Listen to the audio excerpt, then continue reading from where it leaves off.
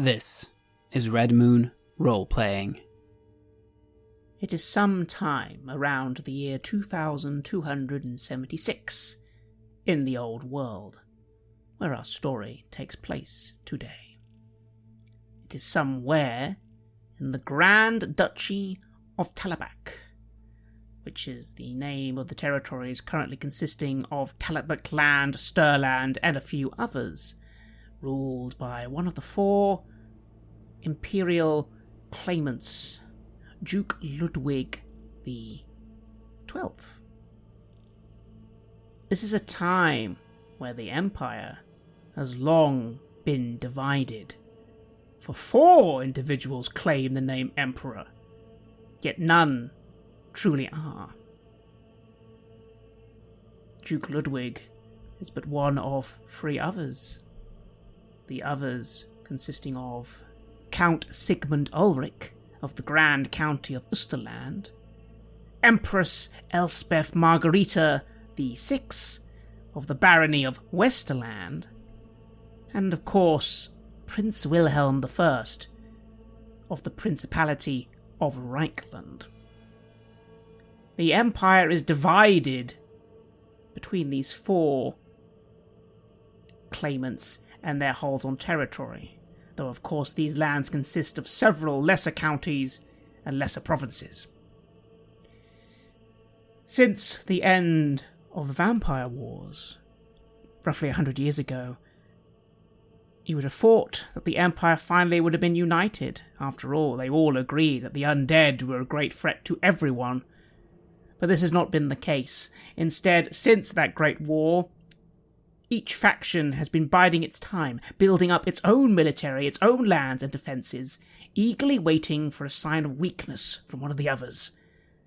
Still, no one has been willing to fully go all out into open war for risk of losing everything. And so, for almost the last 100 years, most hostilities have been small. Skirmishes over forts, skirmishes over borders, and of course a great deal of backstabbing and intrigue to try and, through right of family and blood, gain this village, gain this town, gain these allies, lose these allies. Still, as far as the average citizen is concerned, this apparently is a time of peace. The undead are long gone, contained in their distant lands of Sylvania.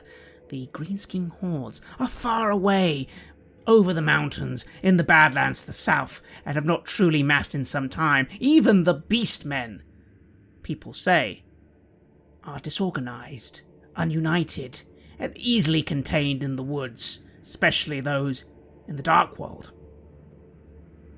And as for the great archenemy, very few even know what that is. The taint of chaos, at least to the Imperials, is almost unknown. Yes, people speak of cults in the woods. Yes, of course, there are those barbarians to the north who are very dangerous and forsaken, but they will never surpass the Empire. They will never cross over the borders, not in great enough number. No, the knights, the soldiers of each territory are fully capable of defending their own. At least, that's what people think. Still, this story is not about such things. This is the story of two individuals going on a simple, small journey from the port town of Talagad off to a very small, barely on a map, farming village known as Hugelstork. Our two travellers have been on the road for 2 or 3 days now. They were supposed to, on the road, or at least in the nearest town of Lockhart, have met a companion of theirs, a man by the name of Jamie de Sabatian. Jamie de Sabatian is a merchant of the port town of Talagad, which makes sense. There are an awful lot of merchants and thieves in such a town. A dubious man, after all. As a Bretonian, he is not welcome in his own lands anymore, not as a self-appointed merchant anyway, and he is known to dabble in the artifact trade, which sometimes is a dubious, suspicious trade. But often the buyers of such things do not care for where the goods come from. Still, he's not a bad man, and in fact has helped both our adventurers today in one way or the other. You know that he's been recently looking to build his business interests, and both of you received a note, or a summons, just the other day, informing you that he was concerned about a friend of his, a man by the name of Marcus Luntrag. Marcus Luntrag, he said, was a very reliable travelling peddler, who had access to several interesting resources. And together they made a plan. Marcus said that he knew of this little village, known as Heuschober, and said that he thought, while this village, for all intents and purposes, is nothing but a blot on the map, it does have an interesting history. It's been there for quite a long time, and in fact is the site of a mill, which is pretty much the village's main trade. It's a very old mill built on a hill, and it's said that the village has been burying their dead there for hundreds of years. Again, a bit unusual, but before the times of Moore and his gardens being more well spread, a lot of people used to simply bury their dead in their homes or nearby. And so he suggested that maybe the villagers, for a little bit of coin, would be willing to part with some of these relics. Jamie thought this was an excellent idea and bid his friend to investigate for him and report back his findings. But according to Jamie, he has become concerned because Marcus hasn't been seen now for a good few days. He's late for their rendezvous. And concerned for his well-being, Jamie decided to set off and see what's happened. Now, Jamie's no fool. While he was in a bit of a hurry, he does know that walking by yourself in the lands of the Empire is quite dangerous, even in apparently safe times. And so he called upon the two of you to meet him on the way and just give him a little bit of support, a little bit of backup. Unfortunately, this has not occurred the way he wanted, because due to extremely bad weather and storms, the two of you were delayed. And when you arrived in Longfart, you found that he'd already gone ahead. Luckily only by a day or so, so it shouldn't take too long to catch up, but catch up is what you'll have to do. Due to the bad weather and rumours of beastmen on the wind, the roads were difficult in the first place even getting to this town, and apparently the way to Heuschober from this point is only accessible by a very, very small dirt path through the woods. The Great Forest. The Great Forest does not have the same dark reputation as the Dark World, not even the Reich World. Again, the people of Talabuk land have lived near the Great Forest for hundreds and hundreds of years, but it is still an ancient and old forest, and while this region is known for its woodcutters, they know better than to truly try and tame the wood. It is still a dark wood, and there are still things in it that are best left alone. So, with no coaches or anyone willing to take you, you two will have to make your way on foot, in the mud and the rain. But such a journey is not impossible, and by the end of the day, hopefully you'll reach the village. And so, with a light rain falling upon you, this dirt road already muddy and hard to traverse, two travellers are making their way through the great forest to the village of Heuschober. Now, perhaps it's time to learn about these two travellers, learn who they are, and what their thoughts are after 3 days of hurried travel. Again, payment is promised, as well as favours, but it's still a little bit out of the way. After all, both of you are normally based in the port town, and do your work there. So one of the travellers is not having the best of time on foot, but perhaps they're not complaining too much. Why don't you tell us a little more about yourself, Herr Muntz? Well, name's Muntz. Some folk call me Weird Muntz, on account of the way I talk to shadows and know when the sewers are going to flood. Don't mind them. I'm stooped like a question mark, always hunched over with this lantern in one hand and a rusty spear in the other. Coat's patchwork, boots stink of the midden, and I got more scars than coins. But I'll tell you this. No one sees what I see. Beneath the cobbles, on the floorboards and the walls, there's movements, whispers, disease in fur and claw, and worse things besides. And that's where I come in. They all laugh at the rat catcher until the plague hits. My job ain't just about snapping necks and setting traps. It's about keeping this whole rotten town from drowning in filth and chaos. Now, I don't do it alone. This here is Sven. Small, but vicious. More bite than bark. You see a rat running? That's because Sven's already snapped its mate in half. So mock me if you like. But when the scratching starts behind your walls, you come looking for Muntz. So that's me, Muntz, the rat catcher. Very true. In Talagad, business is booming. It is, after all, a port town. Being that close to the water, full of ships coming from all across, well, the rivers that eventually lead all the way to Kislev from there, there's an awful lot of cargo, an awful lot of food, and an awful lot of rats. Dangerous work too, as you said. Not only do you have to go into the warehouses and the boats to get rid of the rats, but often the very simple sewer system, most of which in Talagad is simply old mud tunnels leading under houses. There's things down there sometimes quite nastier than just a rat. You've seen them. But, as you said, with a trusted companion like that little dog, you better equip the most. I am. And, well, this job, it promises coin.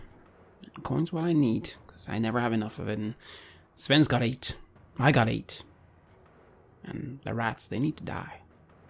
I'm gonna make sure of that. And Jamie has not treated you badly at all. After all, even his fancy pots and paintings can sometimes have troubles with rats getting in and chewing on the fancy rugs. Jamie's hired you several times, and he's treated you well. A bit funny for a Bretonian, but, well, Bretonians are funny, aren't they? Yeah, I'm always so posh. What kind of a word is that even? They think they're more than they actually are. They certainly do. But the truth is, being offered a whole bunch of silver for a trip like this, well, it makes it a little worthwhile. Although, again, you weren't expecting to be out so long, and you weren't expecting to not even run into Jamie. You really hope he is where he says he is. I sure do. I really hope nothing's happened to him. I hope none of the beasties out in the forest have taken him, or, I don't know, greenskins, perhaps? All kinds of things that you hear about. I ain't seen nothing like that. I only seen rats, but that's enough. No, you hear of them. In fact, that was one of the reasons you were delayed. The soldiers of the Duke were on the watch for apparent beastman activity. But you know you don't need to worry. At the end of the day, yes, some beastmen still capture a wagon or assault a tiny little farming village. But the Duke's men and women ensure that the truly important places are always safe. And his armies are thriving in this era. At least that's what you're told. Folks in charge say a lot of things. Some of it true, a lot of it not. I'll get to the truth of all this, though. I'll find Jamie, and I'll get this job done. Get that money, feed Sven, kill the rats. That's what it's all about. But you are not alone on this muddy road. There is someone else. And they've been travelling a little better than you, although at this point in time they are having to travel extremely slowly, so as not to just leave you behind in the mud and the rain. This other person is you, Lady Alison Lecornet. Who are you? And why are you on this road today with this rat catcher? I am indeed Alison Laconette, though some would prefer to say lady to me. That is not a title I strive to keep. I am a knight exile of the kingdom of Bretonia. I shall always be honour bound to my fair Bretonia, and so I shall always uphold the code chivalric and do my best to uphold the rules of knightly honour as well. I still serve the Lady of the Lake, even though I was exiled. And I was so because I broke one of the rules of knightly honor. Why I did so, and what that young man, an idiot, who tried to challenge me, knowing full well that it's part of the code to accept any challenge, that I would have slopped his head off in one stroke. With my sword or my great axe, or run him through with my lance, which is now broken, a symbol, hanging by the rear saddle of my gelding. I carry the broken lance with me, great axe on the back up there as well, always, if I can, donning my heavy armor and shield, and keeping my hair out if I can. There's nothing I like more than sitting upon my fine horse, feeling the breeze waft through my long, burnished red hair. My face. They used to say I was pretty. Now I hear it rarely, for it is adorned with scars, almost as many as that of the rat catcher that I'm traveling with, one going straight over my eye, almost took me out that time, another across my mouth, and another across my other cheek. These are scars I carry proudly, for they've all been earned in service of the lady. And so I shall keep doing my best, even if I am no longer in my fair kingdom, to serve, to uphold the law, to protect those that are weaker from the wicked, and to always oppose the enemy of virtue and order. There are many other rules to my code that I will strive to uphold, but for now, I shall do my best to get by and earn my coin, as long as it doesn't break these rules. Why Jamie would have me do this, I am not sure, but he pays well. I know his character is somewhat shady, but as long as the mission that I am out on does not force me to commit any deeds that are outside of my code and my rules, I will carry through, no matter the cost, for I have taken it upon me from the start. I would offer my traveling companion a ride on my horse, but I know my gelding Ludic all too well. He would throw him off in an instant, and probably kick him as he was flying through the air. Not that I'm sure if he could actually handle a horse himself. This one is with me. Indeed. It's been hard for you, Alison. Very hard. For you have had it made abundantly clear to you that the Empire is not Bretonia. Here they eat rubbish, drink poison. Here the peasants do what they want, whenever they want. Yes, of course, they say they have law and order, but they really do not. The fact that you're travelling with this man next to you right now, you know of him, but it's been difficult to accept that you cannot just order him to do as you wish at any time.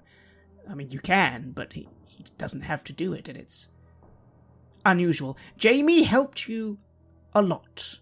He helped you understand the ways of a town like Talagad, a cesspool in most Bretonians' eyes. It is as you said, he is a little shady, and some of that is simply by his standing and occupation. A merchant who makes money for himself is utterly unheard of in Bretonia. They have merchants in trade, of course they do, you're not barbarians, but merchants serve their noble lords and ladies. The money they make is given happily to their betters. That is the point of trade, is for the benefit of the kingdom, for the king. Here, merchants make all the money for themselves. It is utterly shameful, but you are not exactly unblemished yourself, and at least Jamie has treated you with kindness, and sometimes even given you a bit of proper Bretonian wine, the kind you used to be able to drink. Again, he shouldn't have access to it, but well, in some ways neither should you anymore. I am grateful to Jamie for introducing me to the ways of this chaotic land. There's no attention to rank. There is a complete miss of order, and people get by looking at sometimes what it seems like nothing but themselves. I have seen the finer parts of this life as well. I know that there are familial values and other things that make people do good things for another, and adhering to certain rules. Indeed, it seems like my companion himself has certain rules that he needs to attend and follow. I've sometimes witnessed his obsessive behavior about his equipment and about that little... The dog. I suppose it still counts as... Indeed, I have seen all this. But I will not complain. I will still do my best to serve, as I have sworn to do. Otherwise, I would be little more than one of these... lowlives myself. Or, gods forbid, a so-called knight of the Empire, if that can even be considered remotely worth saying. For their knights, in your opinion, have nothing. Except a suit of armour and a horse. Yes. Strap a donkey in an armour, put it on a horse, call it a knight, if you will. It can never uphold such a title. It certainly cannot. But alas, these days you have to, sometimes, keep your opinions to yourself. And so the two of you are on the road. It is raining lightly. As I said, the road is little more than a dirt path, currently extremely muddy. All around you are the great, large, old trees of the great forest. On roads such as this, if you look into the forest, you can see a reasonable distance. It's not quite as dense as the Reichland, or dense as the Reichwald, or as dark as the Dark World. But again, these are old trees, and you know better than to start wandering off. No, you think your destination, hopefully, is an hour or two away. It is almost past midday by quite a few hours. But if you arrive very quickly, and leave immediately, maybe in the hour, you might just be able to make it back to town in time. So hopefully you'll find Jamie, can pick him up and just head straight on out. Hopefully. It frustrates me that we are so late in our quest. But I am told to travel with my companion, and seeing all those scars, I do not doubt that he could take care of himself on these roads, but somehow it feels wrong to leave him behind. Indeed. And you could even argue, in a way, hardly guarding the innocent and the weak by leaving them behind in the mud. No, that would be unforgivable. Yet, perhaps it's a bit irritating how slow you have to go. Muntz, how are you feeling? Again, you're travelling with your companion. You do know Alison, of course. What's going on? What are you doing? No, I'm trudging along. Sven is leading the way, always smelling the air, searching. I've trained him to do just that, to always be on the lookout. Always be on the lookout for one of those small little teeth things. But it's not a lot of those here, probably out in the forest. I look to my knight companion and I say, what do you think the chances are that old Jamie lies bleeding out in the forest there? Jamie, having travelled out himself like this, I should suppose is quite capable of taking care of himself. It does frustrate me that we are not able to verify his fate sooner than what we have. But it is what it is. You have known him for quite a while yourself. What do you judge his odds are? He's fancier than he needs to be, but he pays good. That's all that's really required. He treat me good, I treat him good. I do hope he's not out there bleeding. That would be a damn waste. So that would be. Isn't that right, Sven? I say. And Sven looks at you, does indeed offer a very loud bark, and he kind of then briefly looks at your horse, Alison, and gives a bit of a dismissive bark as he trots back to his master. I see the way the little dog glares at Ludic, and I pay it no mind, and neither does my horse seem to. I do observe, however, that there is a slight rip in his tabard. I shall have to sit and sew that later when we make our next break. The little thing. Well, I suppose those are the best of Ratcatcher's companions. They can get into places that them themselves wouldn't. I turn my gaze back to Herr Muntz. You have performed services for Jamie yourself earlier? I have. As I said, he pays good, and you can trust his word. That's all you can ask for from a man. If not for all that fancy airs about him, he might make a fine rat catcher. The most honest profession, in my humble opinion. A man keeping his word should be the least one could expect of a person. But I suppose we all have standards. What about yourself? Are you a man of your word, Herr Muntz? Man's gotta have something, and his word is pretty much the only thing one has. Yes, if I say I'm gonna kill a rat, it'll be dead. All there is to it. What about you? You hold your word? There, good night. I smile a little, though my eyes might look merciless. I do.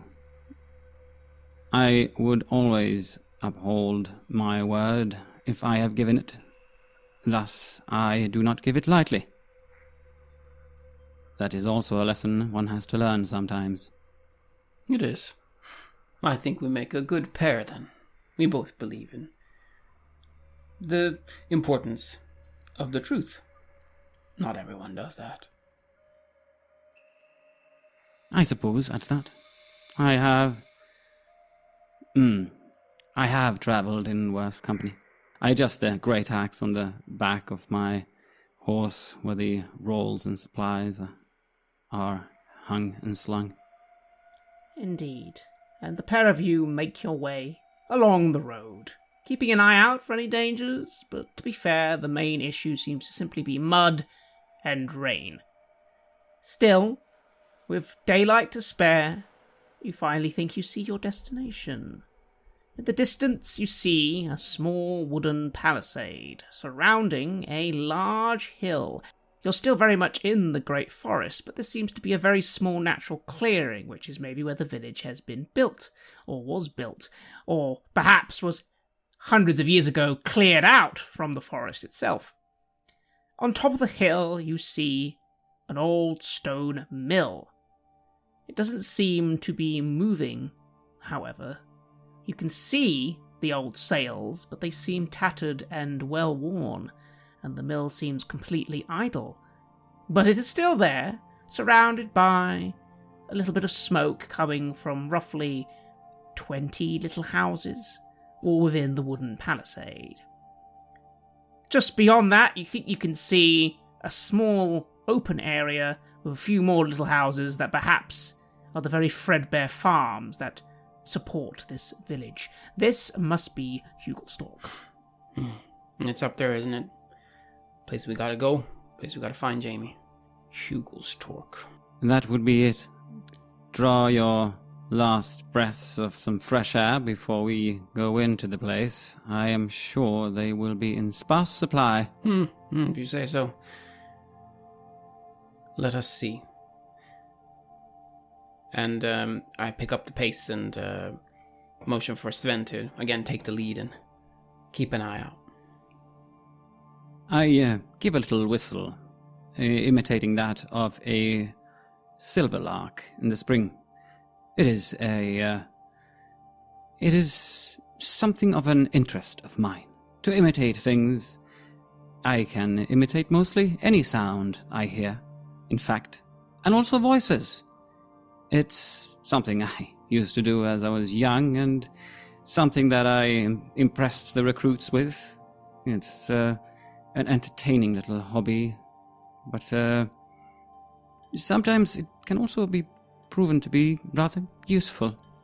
It certainly can. The ability to mimic any sort of voice or sound is indeed in your skill set, and not only that, but it does give you a very good singing voice as well. I do it, I hum and such, but at this point it feels unjust to do so while I am exiled from my fair kingdom. Still, you have to admit, Muntz, for a moment you suddenly think you hear some sort of bird you think you recognise very close by to your ears, and you look around and there is no bird, only Alison. I narrow my eyes a little bit at that. Because my hearing is, well, it's exceptional. Can I locate where this is coming from? Is it coming from Alison? Due to your talent, yes. You'd almost not believe it, but she literally just... I mean, obviously she's not a bird, but that was that bird. It's quite a skill you got there. Can you do a rat? I hold back for a moment, giving a little bit of a smug smile, but I do let a little bit of a surprise show that he located so quickly that it was I who did it. Impressive. I suppose he has passed one of my little tests. After he has turned his gaze away, I do indeed give off a little sound of a rat. The particular sound that they make when they are warning their fellows that something dangerous is coming on their way.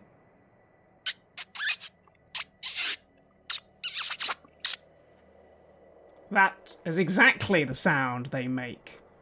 Right down to almost the sort of accent that you think the rats of Talagad have. And of course, Muntz, some rat catchers have laughed in your face at the idea of rat regional accents, but you know the rats of Talagad sound different than in other places. They sure do. I narrow my eyes further, and Sven also focuses in on Alison after that sound is made.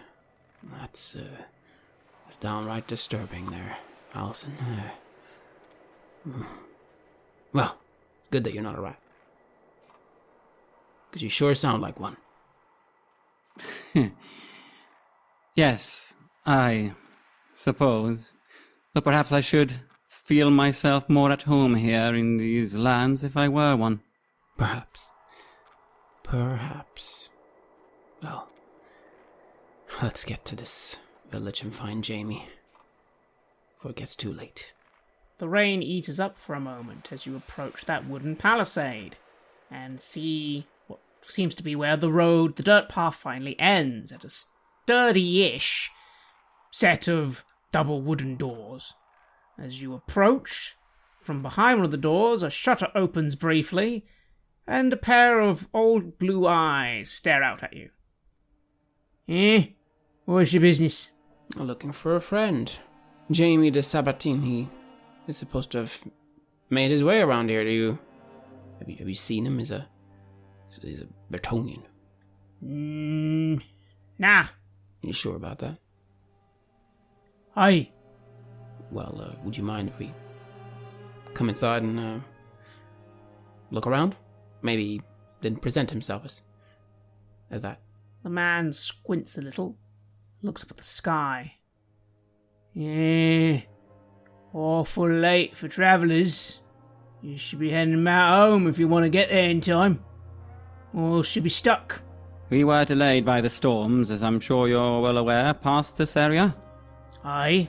Otherwise, we would have made it in better time of the day, I say a bit impatiently now. Would you please let us in so that we may see to our business here?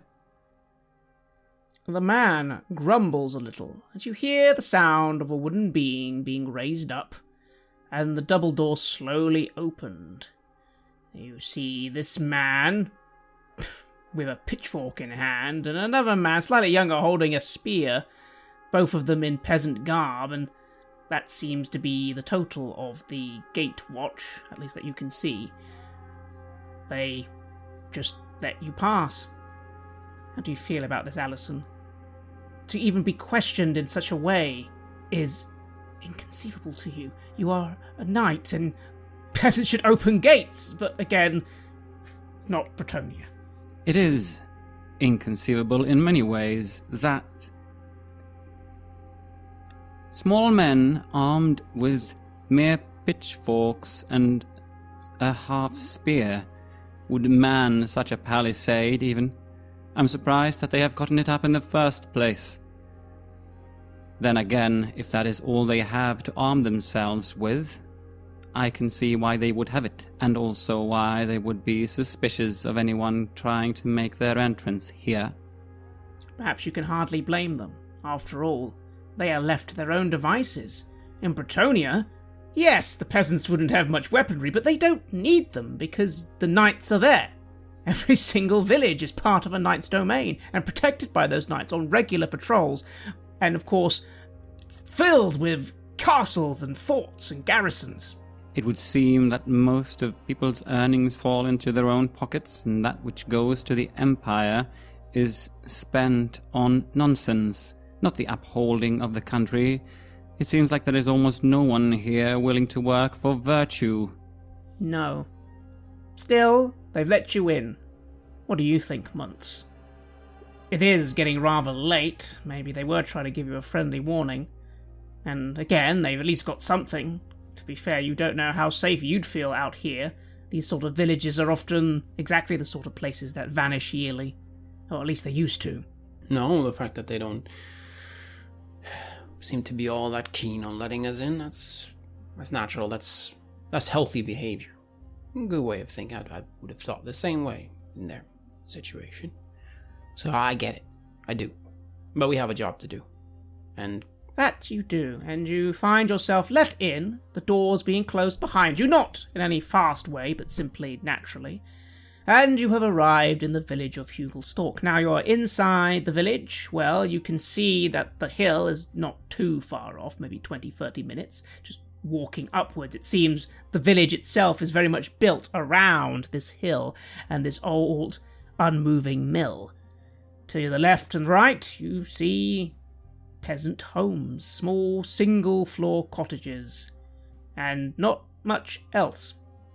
You don't even see that many people. There are some people coming and going, but not that many.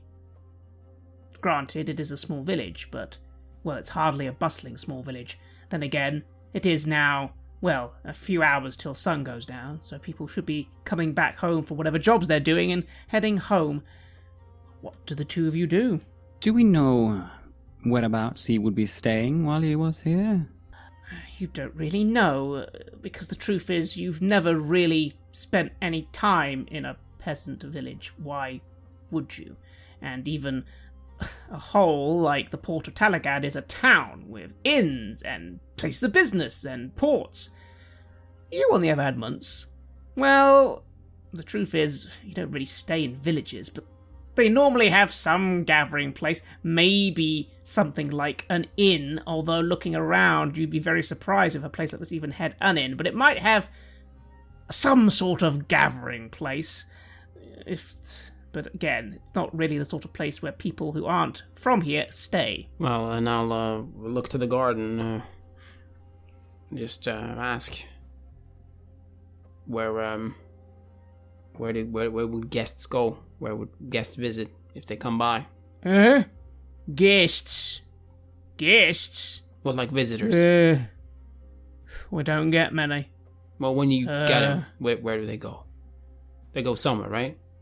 Well, Elder might have a bed. Otherwise, I suppose, yeah, I guess these days we use the old barn. The old barn? Aye. I'll look to Allison. Old barn, they say. And where might we find this old barn? We are, again, looking for our friend Jamie. He is a merchant from Bretonia. He would have stood out somewhat. One would think that you might have noticed should he have passed by your village. Aye, he would. Good thing I didn't see him. You looking for the old barn? He points left. There is only a left and right to go, really, from here. Very well, we'll have our look. Thank you for your service. The man turns and shrugs, muttering something to himself. Oh, the old barn it is, then, huh? Yes. I am beginning to fear that Jamie has not managed to come this way at all. These little villagers would have seen him. He does stand out, just like you say. He has his rather garish ways about him from time to time. Well, let's check out this barn. Barns are places where a lot of rats gather. Let's hope this isn't that kind of barn. Well, maybe you can earn yourselves tonight's food by capturing a few. Yes. Perhaps I shall. Then the pair of you make your way leftwards, passing through the village. Again, it's quite quiet. You do see a few people entering their homes, and some of the houses have chimney smoke coming out of them, but one or two don't. In fact, you even pass by one place and see the door wide open and rotted, and the house seems, well, abandoned. But you move past that, and you see a couple of people are making their way to a slightly larger building next to what looks like actually rather a small barn. Possibly the sort that once held cattle, but, well, you don't know if it still does. But that seems to be a place where people are going, and you do see some torchlight from within, so people are turning the lights on in there. It seems to be all the way at the back of the village, maybe closer to, well, what you assume would be the few farms that are outside the palisade. You also notice nearby there is one building which seems made of stone rather than wood. Did hear something about a village elder. That makes sense to you, Muntz. The villages out here, especially this far out, normally have someone who makes sure the village pays its taxes. Because, of course, despite what Allison says, everyone in the Empire does still pay their due to someone. This, I suppose, must be the local gathering place. It seems like this is where they are settling in for the night to begin, well, friendly meetings. Indeed. Yes. Come on, Sven. Let's get going. I will dismount from Ludwig and have him led over to the side of the barn. I do not fear leaving my shield strapped to him and the rest, though of course the sword stays with me in its sheath. For if anyone would try and approach him to put their grubby fingers on my belongings, I know for a fact that he'd make short work of that attempt, either with teeth or with a swift kick. Certainly. What do you try and do with him, though? Do you tie him to a pole? You look around and immediately notice that the barn doors aren't open, and, well, there is absolutely nothing like a stable here. In fact, looking around, there aren't even any horses. Indeed. He would be a very valuable find if they thought that they could steal him.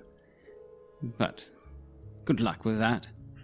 No, I shall tie him up to a pole or whatever I can find, and then we'll try and make our way into this barn. You said people were... Did you say that people were making their way into it and... Yes, 2 or 3. Yes, you can see as you approach the windows that this is a place where people are. But you can't make out much more than that from outside.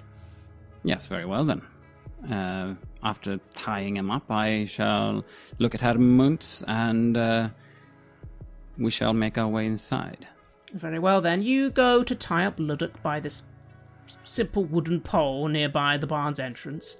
Ludwig gives you a bit of a look. They're not happy. You can't blame them.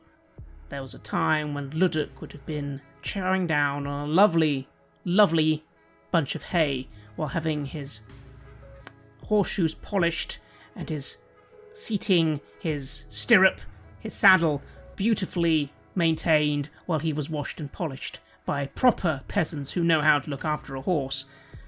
But, well, not so much anymore. I tilt my head slightly to the side. Now, don't give me that. Fine. You will have your feed bag and what oats you have left for now. And then we shall see if we are on our way again.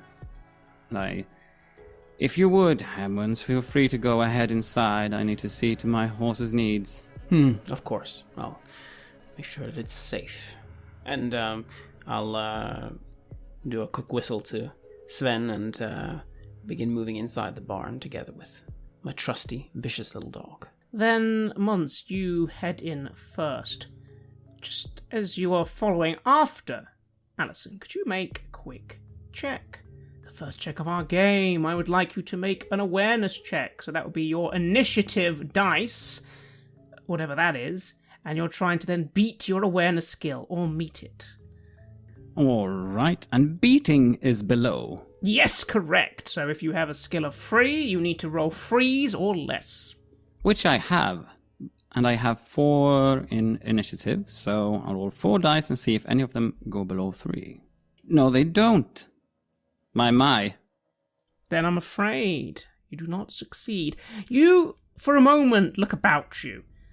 And there are people milling around, and you definitely catch a few looks.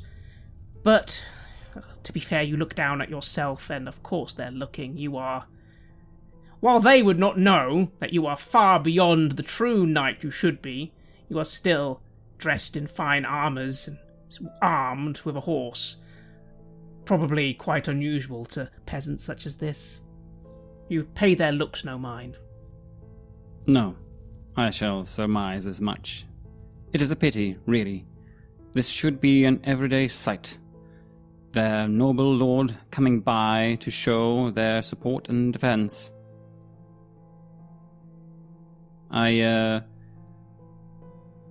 When I catch someone's glance, I will politely say good evening before heading in.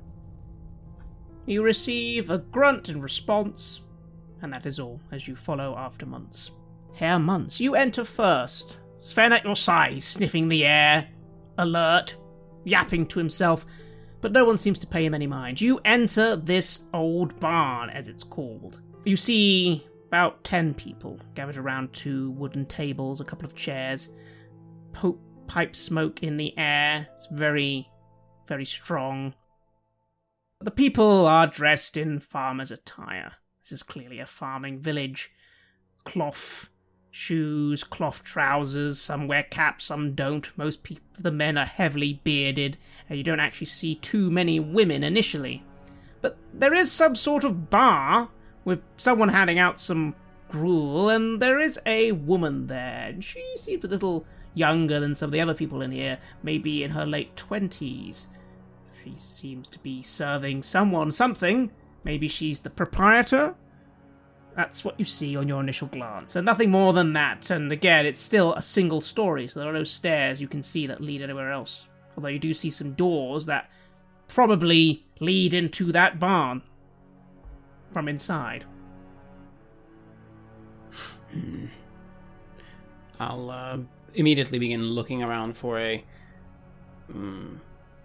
Bretonian, for Jamie. But I understand that he's not here, right?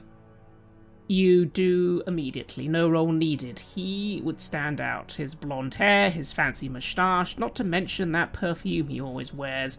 Some sort of apple something. It's very distinctive. He is definitely not in here. I'll immediately move up to the barkeep. Whatever role this woman then serves here. If anyone knows, it's the barkeep. That's something I've learned. Something I've learned. They know. And if they don't know, then, well, fair to say that few people know in that case. The woman looks up and offers you an earnest smile. She has a small little beauty spot on her nose, but otherwise seems reasonably healthy. Black hair tied up in a sort of ponytail, and a sort of flowery skirt on. Oh, good day, traveller! How exciting! A traveller! Where do you hail from? From the port town of Talagad, you know it? Oh, Well, I've heard of it, sure. Far away, almost a week or so, no? Or quite far off from here. What brings you all the way from the river? I'm here looking for a friend, and then I'll begin looking around also to see if Allison is caught up. These things are good to do with two people. She has indeed. It takes a moment to get over the stench, Allison, but you're able to bear it and move to follow your friend, who seems to be talking to what must be the proprietor of this so-called establishment. Yes, it's surprising that it's not more obvious, and that we haven't even been met by the door. No, it isn't surprising. Of course it isn't surprising. Well, I am here to see how I can be of service still. If there is anything that that would threaten these people, I would stand up for them with my life. I'm not sure I would receive any gratitude for it. That is not why I do it. I am here to serve. And now we shall see if we can at least get somewhere on our assignment. I am already coming up behind you and fold my arms beneath my breasts. The woman looks briefly at Allison, and her eyes widen a little for a moment, clearly seeing something she seems to find very impressive, but then looking back to you, Herr Muntz. This your friend? Another traveller? Armour? Are you, by any chance, a soldier? I am a knight exile from the kingdom of Bretonia. I am Allison Le Cornet. And I am looking for my countryman, Jamie, that would have passed by here.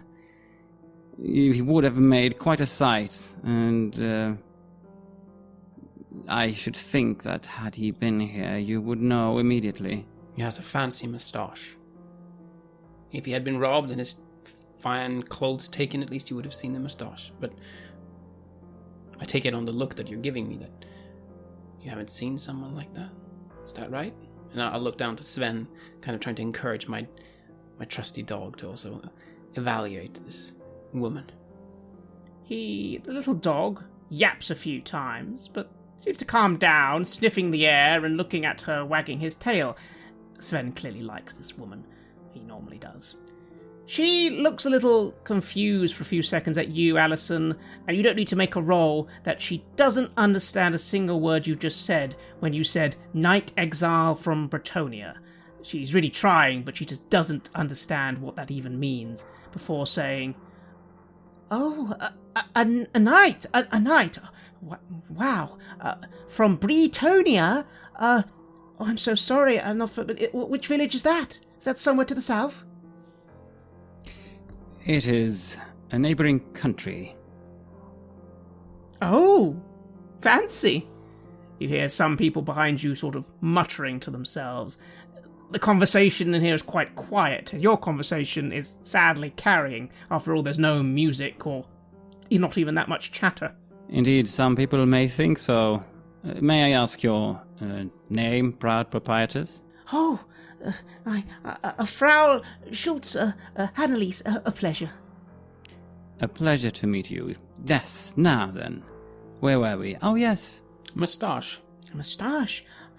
Well, I don't know what to tell you, friends. You're the first travellers we've had.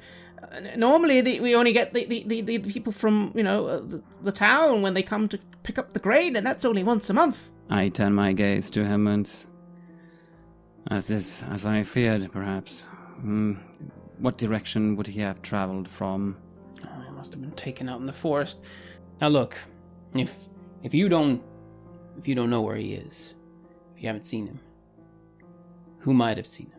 Is there someone we can talk to? Someone who knows this town even better than you do, if that's at all possible. Oh, gosh, well, I know an awful lot, but no, you're right. Well, maybe the Elder knows, of course. He's the Elder, but, well, it might take a bit of time to get to see him. I'm sure he will, but I worry, though, don't you? It's getting late. You might not be able to make it home. If you want to stay a little, of course, I'm sure he'll see you, but you might have to stay the night. If that's what we have to do, then that's what we have to do. If he has journeyed on quite foolishly, as he might have, he would be in the Great Forest. I'm not sure myself if venturing out now, as it's getting late, would be a good idea. No, ma'am, it certainly wouldn't, and I'm sure your friend would have, if he was heading this way and got in trouble, he'd have turned around. You head out that way and you're deep in the forests. There's no safe place for days. I look to Allison. Well, it sounds like our path is clear then. How about we go talk to that elder, see if they might know anything. Where can we find this elder? Oh, Herr Brodster! She calls over to a very large, thick-set man with a very thick beard, broad arms, currently carrying by his side a very potent-looking scythe. A farming scythe, that is. He sort of looks up and grunts. Eh? Oh, I reckon these two are wanting to talk to the elder. Do you think you could go get him and then they could go over? It's not that far from here. You can spot the house, but he'd just like to know, of course. He's rather old. Sure. Why not? And he just sort of slowly gets up and begins heading off. There you go. In the meantime, could I interest you in a little bit of bread or something while you're waiting? 10 minutes and then it's just across the street. You can't miss it. It's the house made of stone. Oh, 10 minutes. 10 minutes sounds alright. I'll begin listening.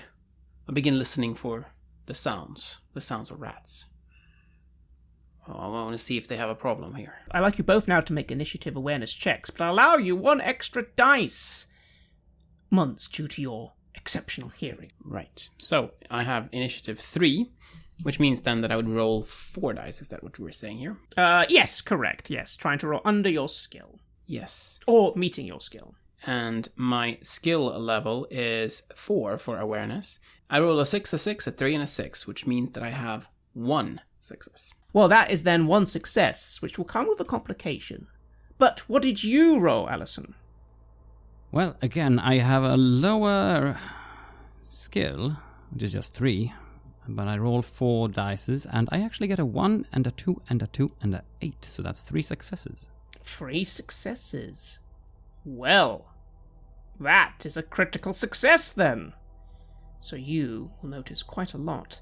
In that case, Muntz, like you said, you're focused on the hearing. You do hear a little bit of muttering from around you.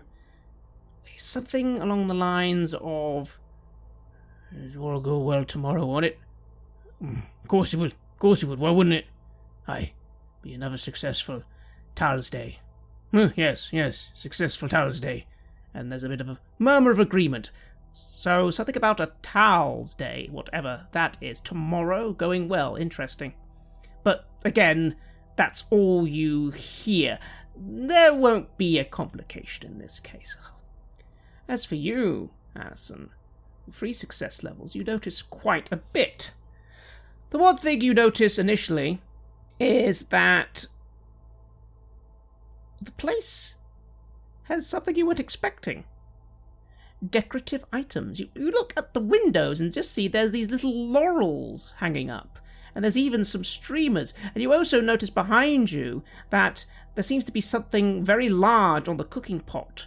But you've not seen anybody really eating in here, so whatever it is this woman must be preparing something very big for some reason. Like, that's odd. You don't just normally cook that much food for no reason at all. But the main thing you then notice as well is as that other man goes, you notice just outside the window that someone was looking dead at you. And as you sort of look to catch eyes with them, they suddenly walk off. And they go past the doorway. And it would be very hard to notice in the coming darkness, but you notice they're quite short, and they have a bit of a limp. So whoever it is quite short with a bit of a limp, and were they watching you from the window? They've clearly decided to stop watching you now you've noticed them, but someone was watching you. A bit of a limp. I turn back to the proprietress. My Frau, you seem to be preparing quite the meal here. Is it something to celebrate? Oh, well, as a matter of speaking, yes, ma'am, tomorrow. It's Tal's Day. And what does that entail? You don't You don't know what Towel's Day is? It's not a local custom for where I'm from, so I'd be delightful to hear it, especially now since I'm here and might enjoy it myself with staying the night. Oh, well, yes, tomorrow it's the Towel's Day festival. Now, not that it's anything special in mind, we'll all just be having a day off, having some food and praising, Towel for bountiful, well, not bountiful harvest, but for protection. Because, Towel, protects us from the woods and sort of thing. Do I myself know of this Towel? You find yourself struggling initially. Towel. Something about... Could that be one of the local gods? To be fair, some of the local gods are actually worshipped in Bretonia, but by the peasants. Because, of course, you worship the only god that matters, the Lady of the Lake. But Muntz, could you make a recall roll, please? And I'll give you a +1 dice to this roll because you are from the Empire. And I will first roll 3 dice, and I need to roll under 3. That is a 9, a 9, and a 3. Oh, that is 1 success. 1 success? No complication. This is just a simple bit of information. Well, of course you know who Tal is, because Tal is the patron god of the Grand Duchy. Tal, god of nature, god of beasts. You worship him to protect yourself from the woods. You honor him with, animal sacrifice, and you are able to hunt, and the woods won't eat you up. He is possibly even a god you have worshipped in your youth, although maybe not so much anymore. But that's only for you to know. Isn't that right? I'll look to Allison, and I'll relay just that. It's a god of the out in the forest. It protects folks you sacrifice to it. Sacrifice animals. Is that's you got some of that coming up then, do you? Oh, something like that, yes, but we don't need to do too much, thankfully. We'd be protected by Tal for hundreds of years. The thing that's then odd to you, though, Muntz, is that you've never heard of Tal's Day. You've heard of a couple of other celebrations. They happen in Telegrad. Again, he is the patron god of the entire province. Even though, of course, several of the others are still worshipped. Ulrich and Rhea and more, of course. Not Sigmar. Definitely not Sigmar unless you want to get arrested, but the others. But you've never heard of a Tal's Day. Well, seems like you make it very important. Don't normally have a Tal's Day, even in Talagad. You seem to be really going all out on that, huh? Oh, well, I don't know. Maybe it's just something we do here in the village. We've done it. We've do it ever since I was born. I give Hermunds a quite long look, as if trying to convey that something here might be off. I'm not sure if it does convey, however. Well, I'll look to Allison again, because to me there's something that is off about the whole Towel's Day thing. That's peculiar. But then again, perhaps these are just isolated people out in the woods. Sometimes they act strangely. Allison? I'll raise a hand, a little bit dramatically, to my forehead. Oh, now I remember how silly of me. Jamie did say that he knew someone in the village that he was going to meet on the way. I cannot remember the name for the life of me. It was... Oh, but he said he had a limp and he was a bit short. Do you know anyone at all with that description? I'd like you to roll a charm roll. So roll your fellowship and then your charm.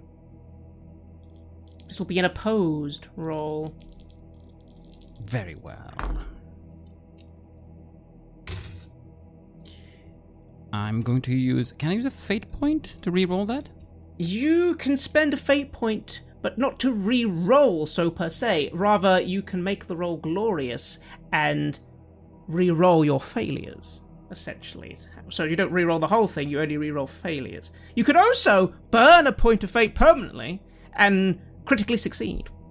I somehow feel that there is some sort of wickedness going unseen here. The way we are being looked at most foully, and for a moment I am thinking quite absurdly that imagine if Jamie did indeed pass by, stopped here, and has now ended up in that giant cooking pot. I would like to see here if I could use my honor-bound talent to make my test glorious. You could do that. Which is once per session. I don't know if you're quite convinced by how I'm trying to... I argue that you're trying to detect the truth and make sure someone's not lying to you, and you're doing it to help someone out. So I feel that, again, it's once per session, but why not? All right. So that would mean you can re-roll all your misses. Just miss it, still. But it was fun. I am trying here to not let my impatience and perhaps a bit of worry come through. Indeed. How many did you succeed at all? No, I didn't get any successes. I'm afraid not only did you not get any successes, but the other roll was extremely successful. She smiles, totally innocently, and says, "Oh, the only person with a limp round here is young Bernard Haas, but I don't see why someone would be coming to visit him. He's lived here his whole life. He's a good boy, just, little odd, but, we forgive him." Ah, I see. Well, perhaps he has met my friend, then, I say, thinking that I probably got through here. Where is this Mr. Haas? Well, he'll be by his house near the mill, but, it's getting late. You have to go there quick. Perhaps we should do that then, Alison. Yes, and we'll come back, and hopefully the elder has decided to see us then. Then you exit the area, and you look around for a house near the mill, and you think you see one nearest the mill, and you walk towards it, but the lights are all off, and you go and knock on the door, and no one answers. It doesn't seem like anyone's home. It's starting to get dark, but there are still people milling around, but it seems Mr. Bernard Haas is not home. That's a pity. Our luck is not with us. I am starting to have the most strange suspicions that they're all in on something here. Although, you think to yourself when you think that maybe not all of them, you think that Annalise woman was at least someone you can trust. Yes, she did seem very trustworthy. And those decorations that I saw, were they out of place? Like they could have come from somewhere else? Or did it just look like, they were trying to make the place look nice? Well, now you think about it, you're looking around, and a couple of the houses have similar decorative items, but, well, again, they're like leaf decorations, so they won't last very long, so it's not like they'd be permanent, so it must be for some sort of celebration. Right. Well then, some sort of beast god, I say to Hermans. Yes, it is all about Tal, isn't it? It's a good god to ask for support from. How do you feel about Talmans? After all, Tal is the patron god of this whole area, of all of Talabuk land, and you definitely were raised to worship him, as well as other gods. But, well, there was something that happened in Talagad recently, wasn't there, that maybe made you think differently? Well, as much as I understand and have been taught of the power of Tal, I must confess that his words don't quite reach me in the same way as the words of Sigmar. And that's a very bad thought to have. They say heresy. They say you're not supposed to think that way. Now I do, but I keep it to myself, and I keep it to myself and to Sven, and Sven knows. He knows about the glory of Sigmar. I've taught him that, but he's not going to tell anyone. For after all, Sigmar, well, not necessarily a bad god by any means, but he is the god of the Reichlanders, and, well, they're very keen to call him the only true god and kind of burn anyone who disagrees with them, and, well, in the Grand Duchy of Talakbak, that's not welcome, and so they are not welcome, and they are considered criminals. I understand the reasoning. I just wish they would see the truth in the way that I come to see it. Valda, she won me over. She told a real beautiful story about Sigmar and the wonders that he can bring to all of us, really. And for a rat catcher like myself, someone who deals in the shadows with the lowest of the low, aspiring to something greater like that, well, it moved me. But I keep that to myself and to Sven, as I said. I do. For now, though, you notice a voice calling out to you, that burly man from earlier, saying, "You seen the Elder or what?" Yes. And I looked to Alison. I suppose we'll see the Elder first, huh? Then you are quickly nodded into that big stone house, and met in its main room. Nothing fancy here, tables, chairs, a few books on a shelf, and by that I mean maybe 2, and a fireplace, and some of those decorations. And now a man comes to greet you. He is surprisingly big and burly himself, much like the other man, but he is a little older, long grey beard, big warty nose. And he comes over and nods to you, leaning heavily on a wooden stick. "Ah, the travellers! Aye, welcome to Hugelstork. I hear you're having a spot of bother. Well, I've never been one to not help people in bother, so come, let's have a chat and maybe I can help you, and then I insist you stay at the barn tonight. It ain't safe to be going out now." You're right about that. The woods aren't safe at night. We know this. We would appreciate your hospitality. I know Sven would.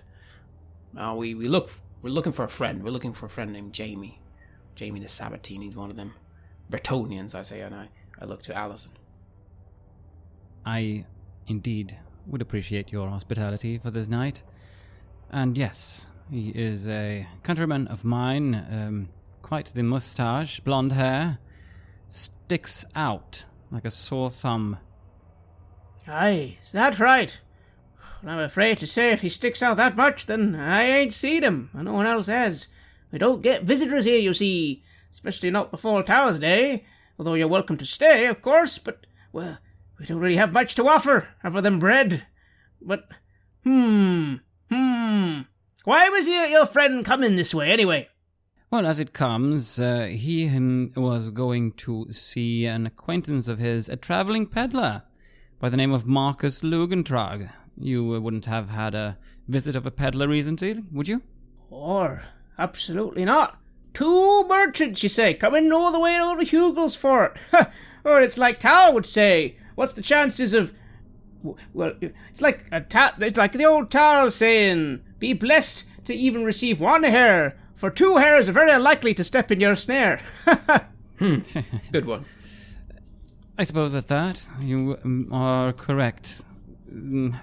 But they had their reasons and businesses nonetheless, and they... I see. Well, I tell you what, it's getting late. How about this? You go and rest up in the barn. We'll take good care of you. Now, tomorrow's Tal's Day, but, to be fair, it does mean a lot of the lads will be off. Maybe I can rustle up 3 or 4 of the boys. Good old Bolster there, he's in charge of the mill. He'll get the best men on it. And how about we look around the farm area? Maybe they're hiding at one of the farm places. A few of them are abandoned, Maybe they got lost somehow, and even though it seems pretty weird, why would you not come straight to the village? But maybe we could start the search from there. We could do it fresh in the morning, and we could even look around the perimeters of the village. And somehow this man's eagerness to help and seemingly being genuine and sympathetic to our cause and willing to stir up such trouble for us, I feel a little bit reassured, and I say, well, that is very kind of you to offer. We would absolutely take your help, although I am sure you have a lot of things to do and perhaps celebrations to do, so if you would just point us in the right direction then tomorrow, then that should be fine. Aye, well, I can do that then, friend. I can do that, especially for our a knight of the... I'm sorry, I don't recognize your colours. These blue and green colours are of Bretonia. The Order of Bretonia. Oh, I ain't heard of that one. Well, now you have, I say, not bothering much to correct him. It's not like it's the Order itself, it's the country. I shall be getting my supplies then from Leduc. Do you have... I suppose it would be too much to ask for a stable or somewhere to shelter my horse? We ain't really got no stable, but, the horse can come sleeping with you. I nod for a moment. Well, yes, he does make good company. And then I'll give you a little bow, and I shall start heading out. As you head out, the large man, Herr Boaster, says, "Actually, Elder, we can put the horse up in my place. I got a room at the back. Not enough room for them to sleep in the barn." "Oh, aye! Well, it is a better idea. We'll do that then. We can even give the horse a bit of food. I get something I can give the horse, aye." Of course, and I'll pay you for it. He kind of looks at you for a moment. How much coin do you give him? You have 3 lots of silver, which is a vast fortune. Granted, of course, you could just give him some coppers, which will, be far more suitable. I would give him a brass coin or 2, I think. Then you do so, which doesn't remotely touch your wallet at all, but to him is enough to make him go, "Oh, good care of the horse, I will." And he goes off to gently collect your horse and leads it off, although you can tell your horse isn't happy to be led off by anybody, but it seems like his house is actually right next to the old barn, so it doesn't have to go far. Well, before he does so, I would, of course, saddle off. I would remove the tabard so that I can sew it up before I take to bed, and remove the shield and battle axe and most of the heavy items. Indeed, you'll begin all that process as you head back to the old barn when you enter it, and once again, Muntz, one more awareness check from you. Afraid, Alison, you're a bit too busy seeing to your horse. That is a 2, a 3, and a 2, so that is a critical success. Very good. Just as you're entering the barn, and a lot of people are leaving the old barn now, but you notice the young lady, Annalise, she sort of has gestured for you to come in, and she's opening the door to the barn for you to stay the night. It is now dark. But just in the darkness, you notice, near the house of Mr. Hoss, someone going towards it. And they are looking at you again, and you see them looking dead at both of you, before looking away as you notice them, and limping into their own home. That's her host there. Oh, we should speak to him. We really should. I'll begin making a beeline for his house, and I'll motion to Allison to follow. I'm looking a bit surprised at first, as I've just unsaddled Leduc there, and he's starting to be led off. But I pick up my shield and throw it across my back. Just something I prefer carrying with me if I don't keep it on my horse. And I start heading after. You both head over to this house. What do you do? I'll gently knock. I know that he's there, and I know that he knows that I know that he is there. No answer. Herr Hoss, I know that you're there. You can help us. Who are you? What do you want?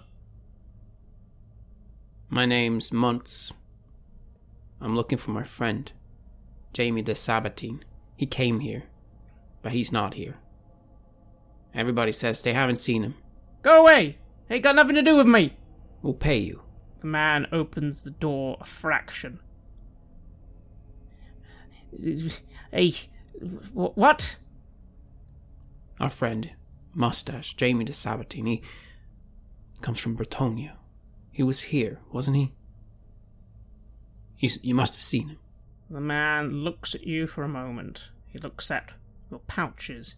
He frowns. He is a young man, early 20s, walking with that slight limp. It also looks like he has a bit of a bruise around his eye, but maybe that's some sort of old scar rather than a fresh bruise.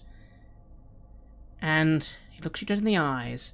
I'm afraid you are going to have to make a roll here, Mr. Muntz, because he seems very anxious about something, and I'd like you to roll a hard charm roll.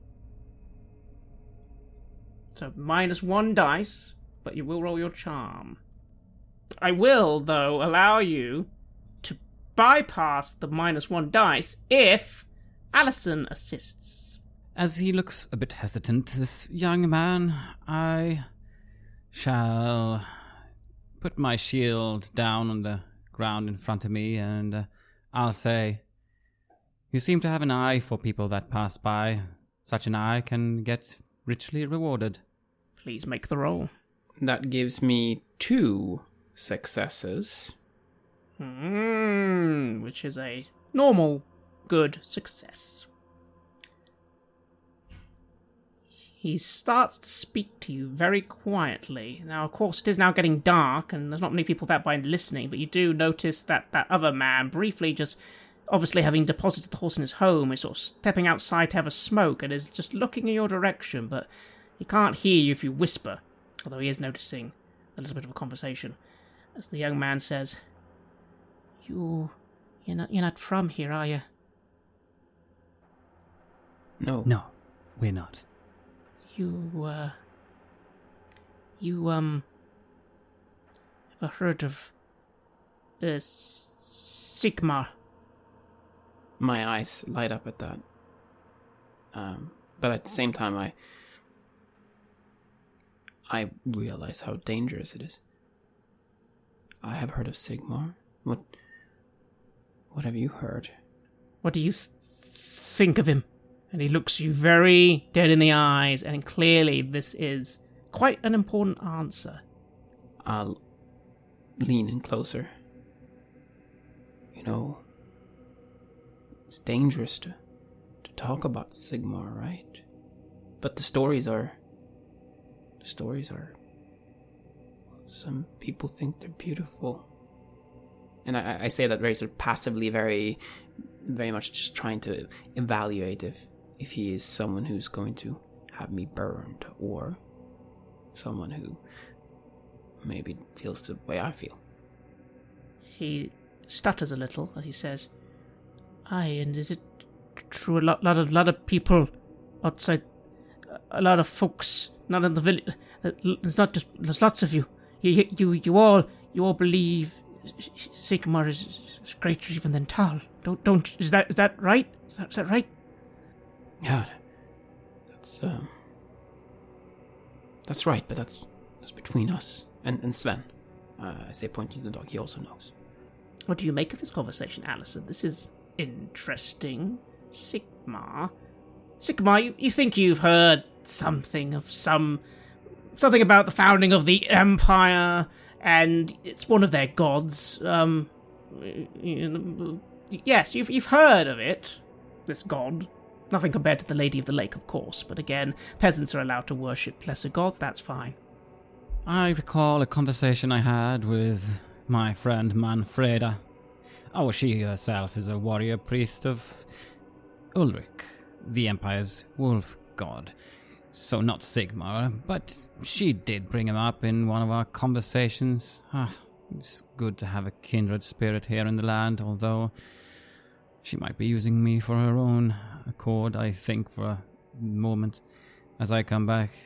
Don't have too much to add to this conversation, I think. Seems like perhaps Herr Muntz is onto something, so I shall keep quiet. Maybe give an encouraging nod if the fellow looks at me. Okay. go to the barn and pretend to go sleep, and then wait an hour, and I'll meet you up at the mill, and I'll let you in. Oh. I nod. Well, praise Sigmar. Aye, praise Sigmar. Aye. Go now. And he closes the door quickly.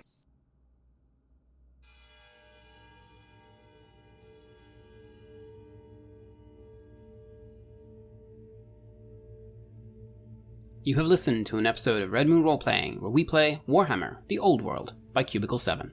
Warhammer The Old World has just been released and is available at Cubicle 7's website, following the link in the show notes. The music was made by Flowers for Body Snatchers, Metatron Omega, and Wordclock, and was used with permission from their label, Cryochamber. Please check out cryochamber.bandcamp.com or their YouTube channel for more of their lovely dark ambient for your gaming table. We'd like to give massive thanks to our champions of the Red Moon, Martin Heuschober, Simon Cooper, Julia, Camilla, Bob Lange, Cameron, Graham Barey, Dick Thomson, Lily, Maciej, Black Templar, Dennis Sadecki, and Leonhardt for their generous support. And of course, also like to thank all of our other patrons. Without your support, the show would not be possible. If you want to support our work, please check us out on Patreon. You can get access to bonus campaigns for Cult Divinity Lost, Call of Cthulhu, and Warhammer Fantasy Roleplay there. And you can also get early and raw access to all of our recordings, and hear your name read on the show as a champion of the Red Moon, as well as even play some Cult with us. Most importantly, that support is what keeps the show going, so do check us out there. Thank you again for listening, and remember to always praise Sigmar.